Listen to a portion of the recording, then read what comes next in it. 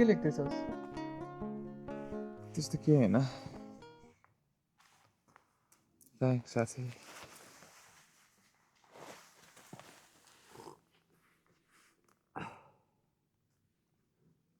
कति पछि पोखरा आइस?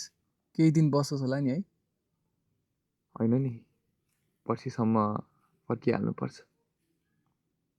ए साँच्ची, त्यो सिसाङको मम्मी कहाँ जानुभयो? घरमा ताल त देख्थे। अनि गइहालिस्।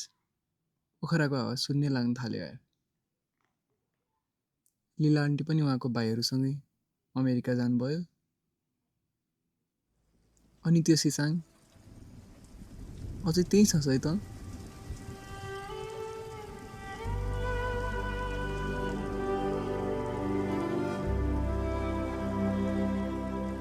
गर्दैन यार, धेरै भइसक्यो।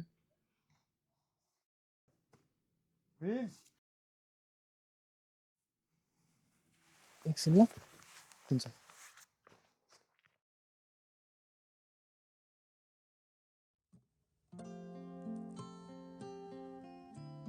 के तिमी यही स्थानमा यही रुख मुनि मसँग नृत्य गर्छौ?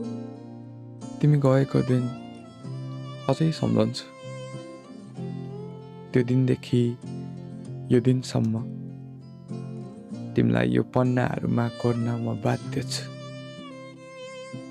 आज तिमी नभएको यो अँध्यारो रातमा तिम्रो सम्झनाको आगोले एउटा दियो बाल्दैछ।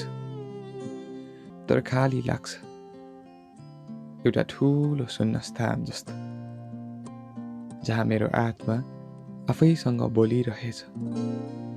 मायाका विरहले मलाई दिनरात छुटाइरहेछ।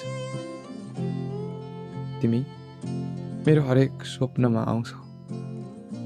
तिम्रो आभालाई म छुन खोज्छु, तिमी धुन्द्लो चित्र धुवाँ सरी उडिदिन्छौ।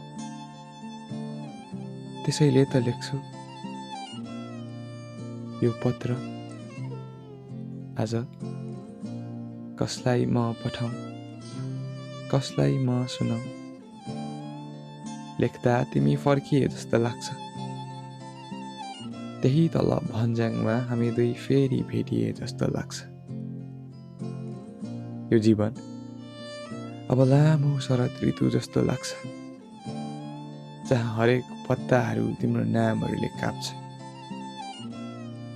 यो यादहरू, मेरा स्वप्नहरू, तिम्रा सम्झनाहरू त तिमीले दिएका उपहार न हो?